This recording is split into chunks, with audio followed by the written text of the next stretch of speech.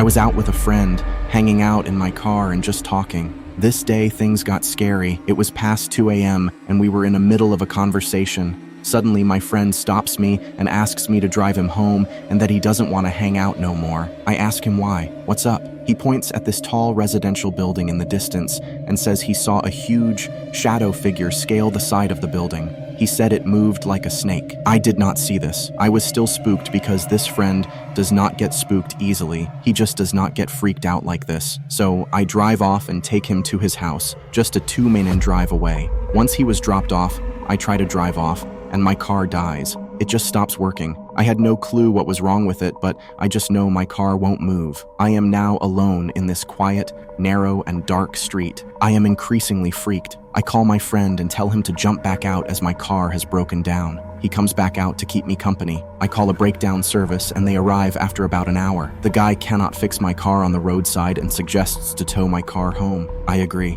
My friend returns home, and now I am in the tow truck getting dropped off home. So the guy pulls to the end of my friend's street and he is about to turn left, and this is when I see something so unusual.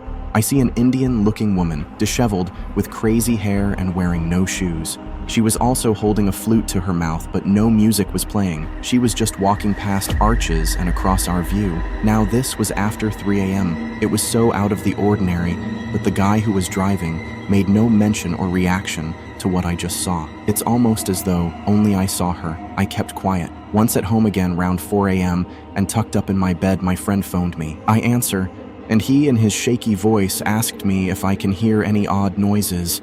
I said no. He told me he was hearing farm animals. We lived in the city. He had no farms or farm animals in his neighborhood. There was no explanation for it, but I just told him not to freak out. Maybe it was nothing, and that he should just go to sleep. After hanging up, I went to sleep too. Now here is where it gets stranger. My friend had a cousin who practiced black magic, but he called it white magic. This is when you attach a jinn to you to give you certain abilities. My friend told me that this friend told him that what we saw was a jinn that followed my friend but had now found me and had a vendetta against my family bloodline. Apparently, a great ancestor of mine had murdered this woman who would visit his village. She would play the flute to the kids to entice them to their demise. Now I thought this was untrue. I told my mom about this and she confirmed that she had also heard a similar story from my dad and that it might have been true.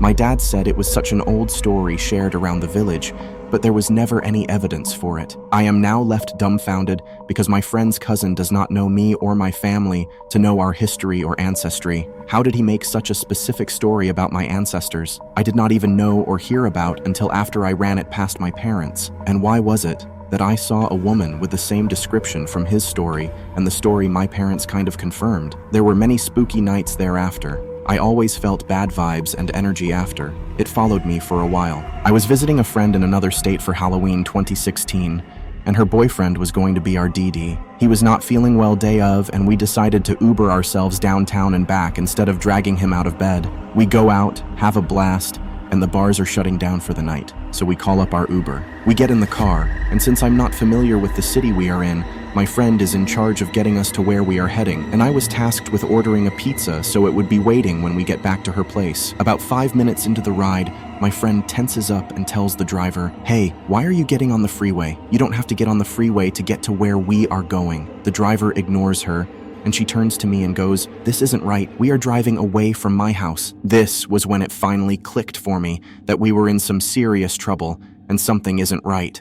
She turns to him again and yells, "What the fuck? Get off the freeway and let us out now." He looked over his shoulder at us and in the quietest, calmest voice I have ever heard said, "Do you really think you getting out of this car?" Something to know about me is I am not great in high-stress situations. I go blank, I freeze. This is definitely one of those times. I happen to be wearing heels, and my friend reaches down and grabs one off of my foot and starts beating the driver in the head with the shoe. Thank God she did, because he must have decided that whatever he was planning on doing wasn't worth it. He pulls over to the side of the freeway, and we bail out of the car and start running towards the exit. He zooms off. We end up being in the middle of the industrial part of town, and it is very isolated, and we are alone. We can't request another Uber because we don't want to chance that this person would pick up the request and come back. She is frantically calling her boyfriend and he isn't answering.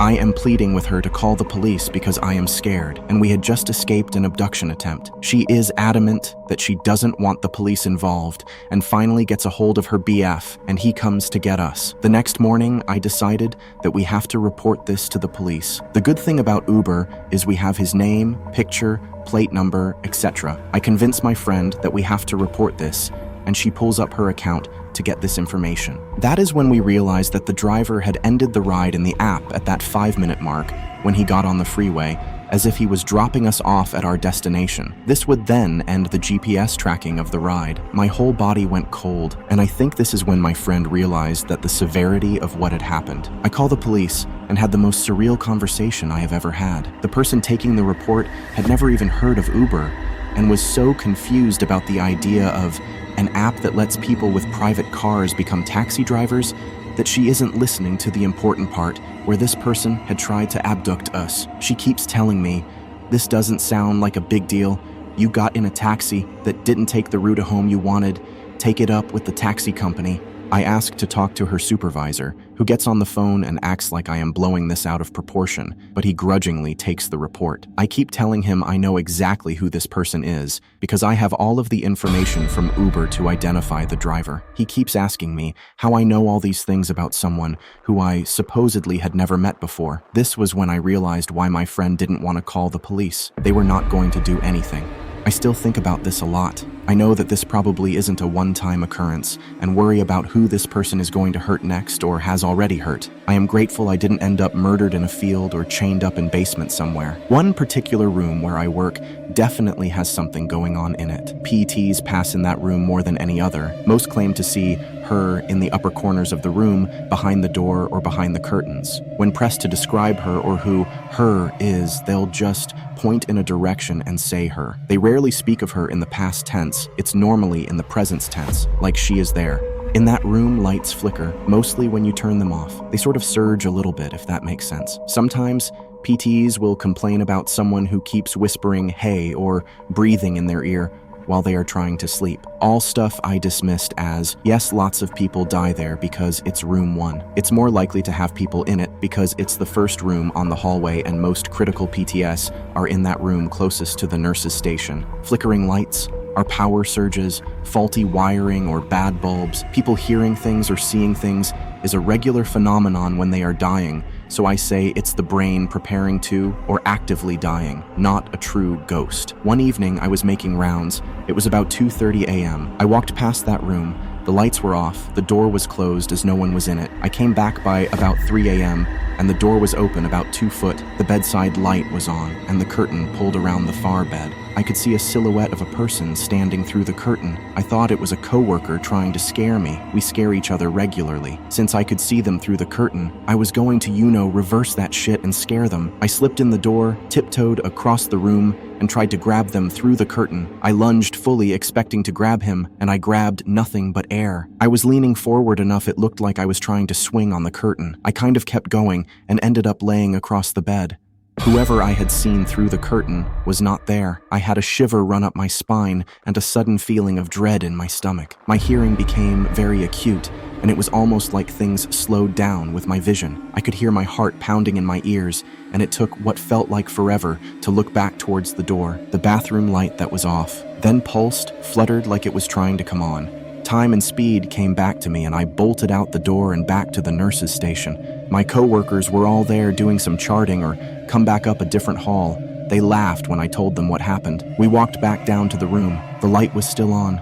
Curtain was partly open and dangling where I pulled so hard on it, but the bed covers were flung open on one side like someone got out of bed. Bathroom light flipped right on and back off with no issues. They jokingly accused me of sleeping on the job and having a night terror. Now I use humor to kind of cope with that room, and I'm back on days. I'll say, "Not today, Satan," or "I rebuke you in the name of Jesus," or the old reliable, the power of Christ compels you, in a half-joking manner going in that room. But I know on the inside I'm still kind of low-key scared. When I was in high school, I had a really good friend who lived next door to a house that was always up for sale. People would move out in the middle of the night without a word, and it hadn't had the same owner for more than 6 months straight for a couple of years. One night we were really bored, and he suggested we go explore the house next door since it had sat empty for a while. We go around back and there's a dog door that he can crawl through, and he unlocks the door and lets me in. The house itself is really unremarkable. It looked like it was built in maybe the 1950s and was a craftsman-style house in an older, nicer part of town. My friend's house was similarly built. The kitchen had a really nice built-in breakfast table set against a picture window. The house's electricity was off, but you could see the street light through the window. My friend and I sit down on the floor across from this table and are just hanging out, talking. Why? Who knows? All of a sudden, my friend screams, and in that instant, my vision goes black. But it wasn't that I just couldn't see. My body was engulfed in this sickly coldness from head to toe. I start screaming, and I feel my friend's hand grabbing mine and pulling me in some direction forcefully. My vision slowly comes back, and I start to warm up when I realize that we're outside under the streetlight. It was December and should have been much warmer inside of that house. Finally, I look at my friend, and he looks scared. I'm really confused and kind of panicked myself, and finally ask him what happened. He says that as I was talking, a black thing, this figure that was all black and only had the vague shape of a girl, crawled out from under the table and sat on top of me. Apparently, I started groping around with my eyes wide open, like I couldn't see, and he was so freaked out, he pulled me out of the house.